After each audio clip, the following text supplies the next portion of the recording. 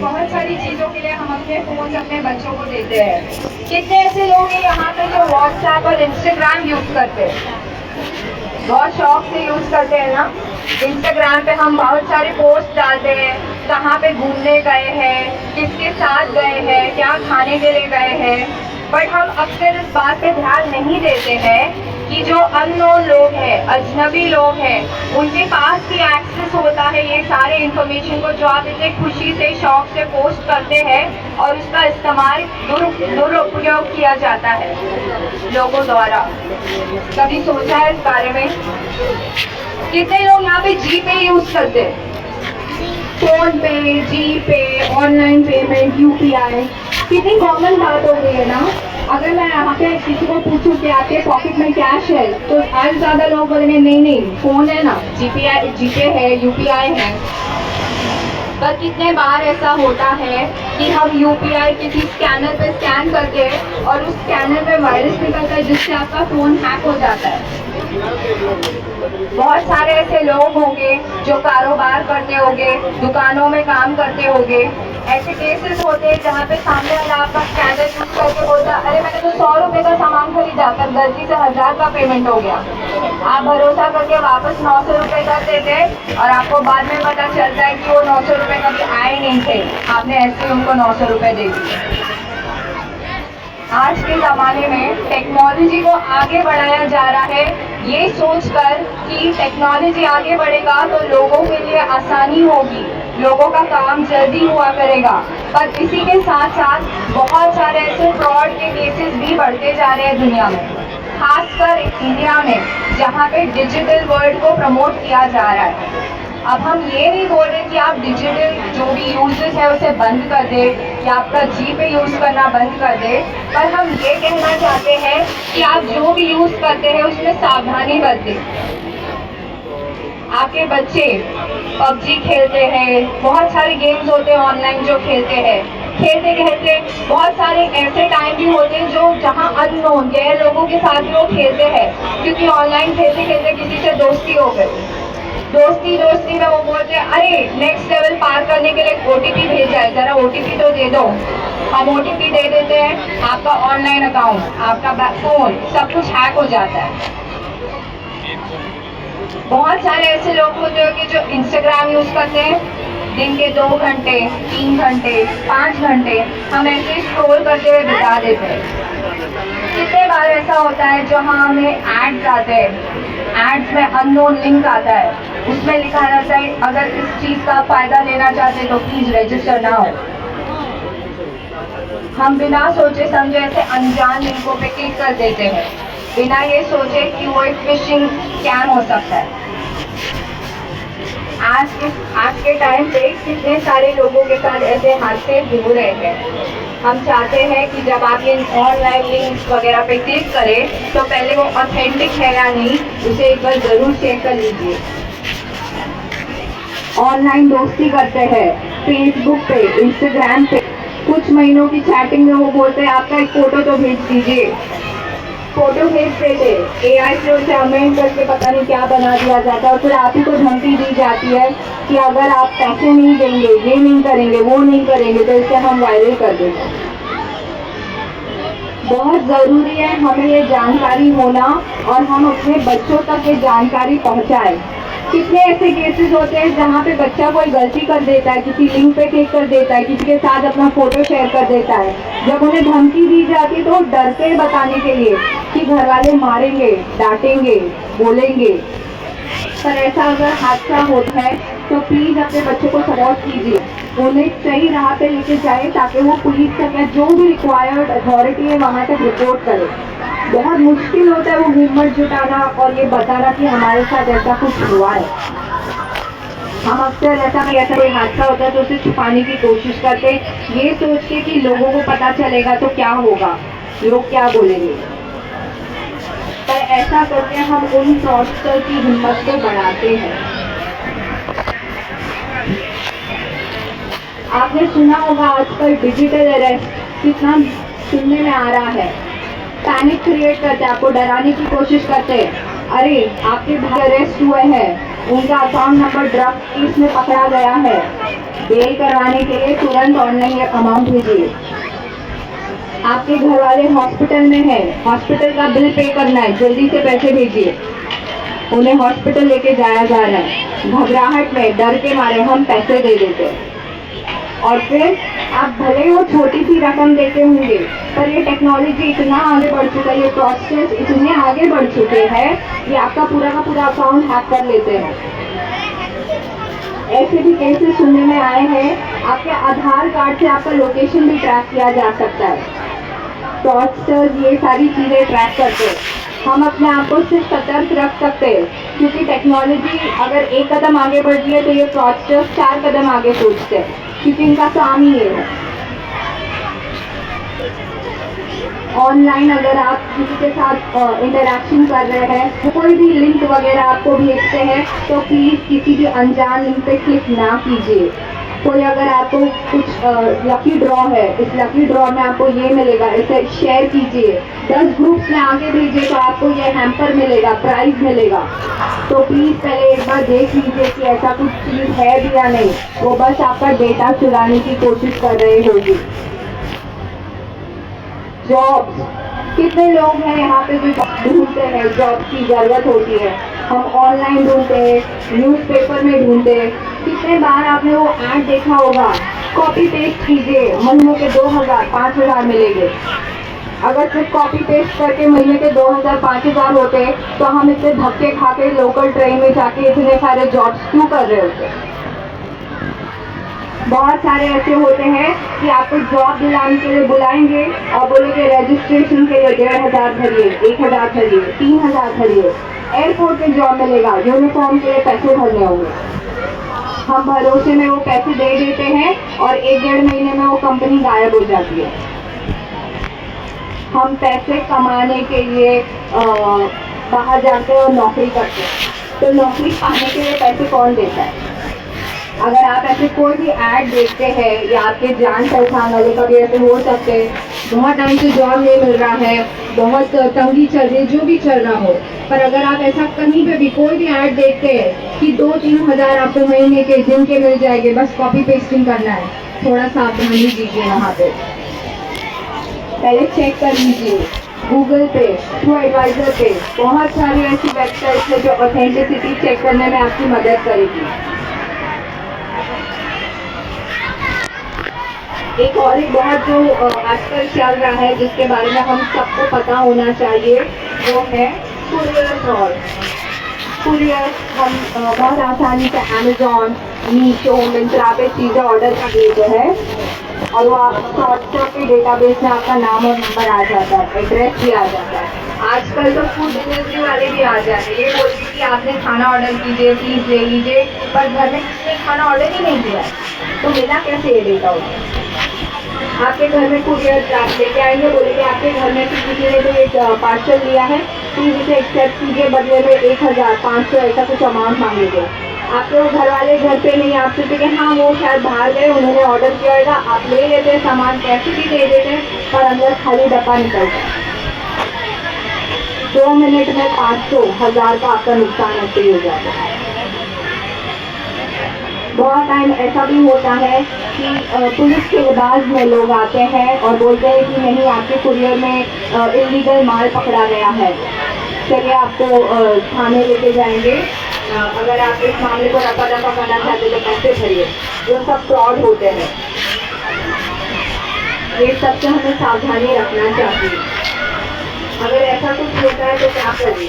बहुत सारे लोगों को ये नहीं पता है कि ऐसी केसेस में क्या करना चाहिए। कोई ऑनलाइन मैट्रिमोनी साइट में कोई आपको मिलता है और आपसे अच्छे से बात करते 2-3 महीने, फिर बोलते हैं अरे मेरे घर में कुछ प्रॉब्लम आ गया है, कुछ पैसों की ज़रूरत है, क्या कुछ पैसे दे सकते हो। आप भरोसे में वो पैसे दे देते हैं और अगले ही मिनट में आपको ब्लॉक कर दिया जाता है। ये हर रोज़ हो रहा है। अगर आप साइबर इसे वैसे तो साइबर क्राइम कहा जाता है, ओके। साइबर थ्रेट मतलब जो भी डिजिटल क्राइम है उसके लिए हमसे क्या खतरा, हमारे लिए क्या खतरा है, ये उस पर हम चर्चा करने की कोशिश कर रहे हैं। और इसकी अवेयरनेस हम चाहते हैं हिंदुस्तान में हो, क्योंकि UPI fraud, online fraud, Instagram पे फ्रॉड अभी बहुत कॉमन हो गया है और बहुत ज़्यादा बढ़ते जा रहा है। क्या आपको पता है अगर आपके साथ ऐसा कुछ होगा तो आपको क्या करना चाहिए? आपके आस-पास पड़ोस कितने लोग होंगे जिन्होंने एक्सपीरियंस किया होगा कि ऑनलाइन जॉब ढूंढ रहे थे, पैसे ले लिया किसी कंपनी में और 2000-3000 ऐसे ही निकल गए। क्या आपको पता है ऐसे केस में क्या करना चाहिए? किसी को भी हाथ उठा सकते हो। इतने सारे लोग हैं यहाँ पर, हमें नहीं पता कि ऐसा अगर हम सुनते हैं या हमारे साथ होता है या हमारे आसपास किसी के साथ होता है तो हमें क्या करना चाहिए। आपका डेबिट कार्ड आई थिंक हम सभी यूज़ करते हैं। जब भी आप एटीएम में जाते हैं पैसे निकालने के लिए, पैसों की ज़रूरत है, आपने देखा होगा एटीएम सिक्योरिटी वाला एक टाइम पे एक ही को जाने देता है। एक कारण है उसका। अपने आसपास देखिए कि कोई देख तो नहीं रहा है आप क्या कर रहे हैं, कोई आपका पिन तो चोरी करने की कोशिश नहीं कर रहा है। आपको ऐसा लगेगा पिन तो सिर्फ मेरे पास है, क्या ही हो जाएगा, कार्ड मेरे साथ है। पर जब आप निकलते हैं आपका कार्ड को क्लोन करके उसका डुप्लीकेट बना के आपका कार्ड यूज़ किया जा सकता है। इतने सारे तरीके के फ्रॉड चलते हैं दुनिया में। अगर आपके साथ ऐसा कुछ होता है, सबसे पहले तो मैसेजेस आते हैं जैसे कि ऐसा कुछ हो रहा है आपके अकाउंट में, क्या ये आप कर रहे हैं। अगर आपके द्वारा नहीं है, अगर कोई अनऑथराइज ट्रांजैक्शन आपके अकाउंट से हो रहे हैं तो वहाँ पे ऑप्शन दिया जाता है कि if this is not done by you, अगर ये आपने नहीं किया है तो प्लीज़ यहाँ पे नो पे क्लिक कीजिए।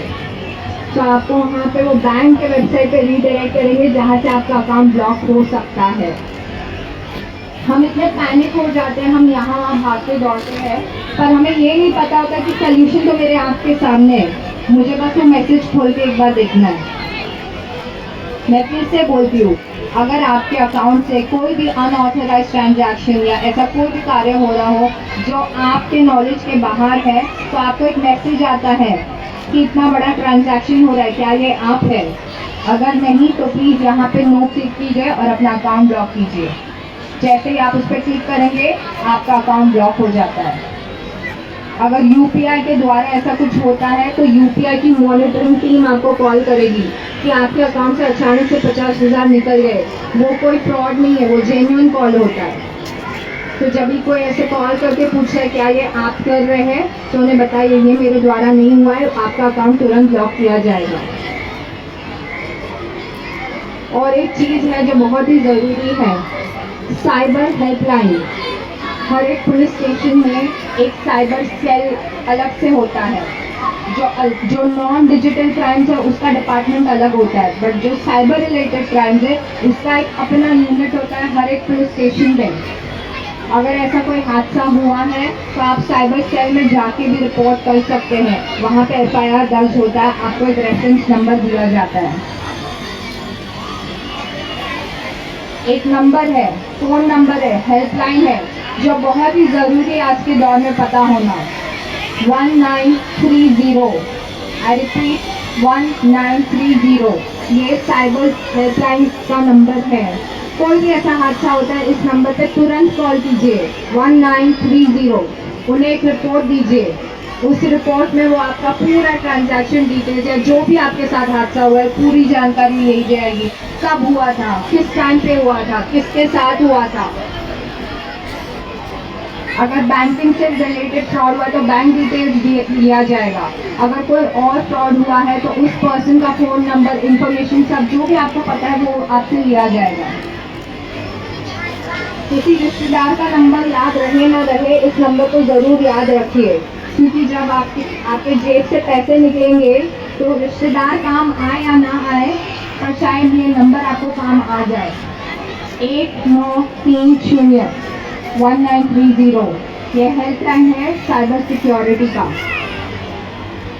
आज का ये जो सेशन है वो फेडेक्स से एसोसिएटेड है, क्योंकि हिंदुस्तान में कुरियर से रिलेटेड बहुत फ्रॉड बढ़ रहे हैं। तो आपके घर में कोई कुरियर लेके आया है और बोलते कि आपके घर से किसी ने ऑर्डर किया है, तो प्लीज़ एक बार उस कुरियर लेने से पहले घर वाले को कॉल करके पूछ लीजिए कि आपने ये ऑर्डर किया था या नहीं। अगर उनके द्वारा ऑर्डर नहीं किया गया तो प्लीज़ उसे एक्सेप्ट मत कीजिए।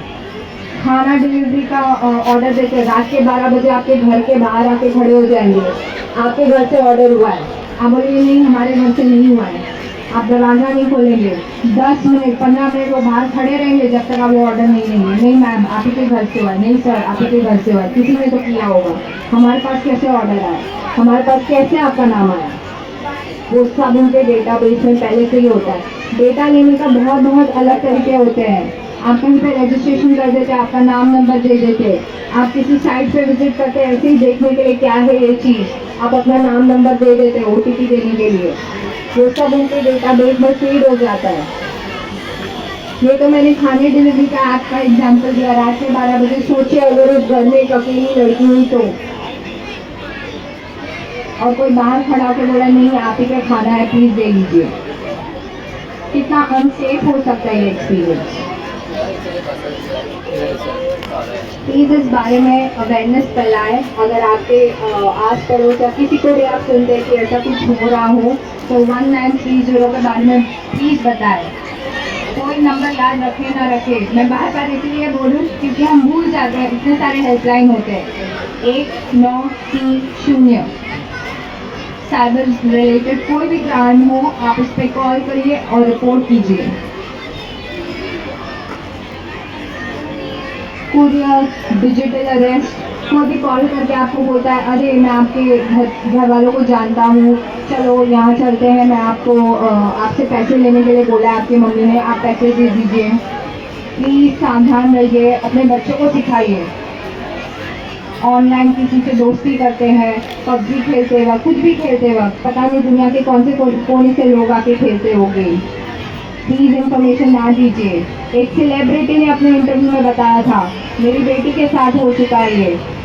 PUBG खेलते वक्त किसी अनजान व्यक्ति ने उससे पूछा क्या तुम लड़की हो, तो उसने बोला हाँ। क्या तुम बिना कपड़े के अपने फ़ोटो भेज सकती हो। तो अगर ये सेलिब्रिटीज़ के साथ हो रहा है तो हम तो आम जनता है। और सोचिए उस छोटी बच्ची पे क्या बीती हुई जब किसी इंसान ने गेम खेलते वक्त उसे ऐसा सवाल किया हो। ये आजकल बहुत कॉमन है, अपने बच्चों को सिखाइए, और ऐसा कुछ होता है तो उन्हें बोलिए कि ये ऐसी बातों को छुपाए ना, कम से कम आपसे आके बात करें। अक्सर बच्चे डर जाते हैं कि घर में क्या बोलें, उन्हें ऐसा लगता है कि हम ही गलत है, हम बोलेंगे तो हमें डांट पड़ेगी, पर उन्हें ये नहीं पता कि आप सपोर्ट करेंगे उन्हें। और ऐसा कुछ केस होता भी है तो प्लीज़ आई एम श्योर हम सब में इतनी समझ है कि हम अपने बच्चों को फॉल्ट पे ना लें, क्योंकि वो कोई गलत काम नहीं कर रहे, तो बस एक हादसे का शिकार हो रहे हैं, तो उन्हें राइट सपोर्ट दीजिए और राइट गाइडेंस कीजिए। आज का हमारा ये छोटा सा सेशन बस एक अवेयरनेस फैलाने पे था, ताकि आप सब सतर्क रहें, सावधान रहें, और ऐसा कुछ भी हो तो बस पैनिक होने से पहले एक बार सोच लीजिए ये सही है भी या नहीं, क्या मुझे ये करना चाहिए या नहीं, क्योंकि अक्सर पैनिक, घबराहट, डर से हम काफ़ी कुछ गलतियाँ कर देते हैं।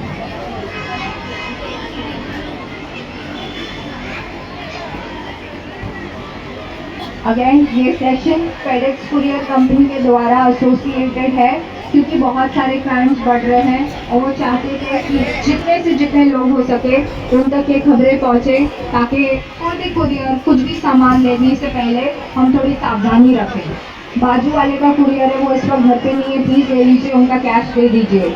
ये करने से पहले एक बार उन्हें कॉल करके पूछ लीजिए उन्हीं का सामान है या नहीं। प्लीज़ अपने बच्चों को ये सिखाइए, खुद भी सावधानी रखें और खुद भी केयरफुल दीजिए। Thank you so much everyone for being so patient. जय हिंद, जय महाराष्ट्र। Thank you guys.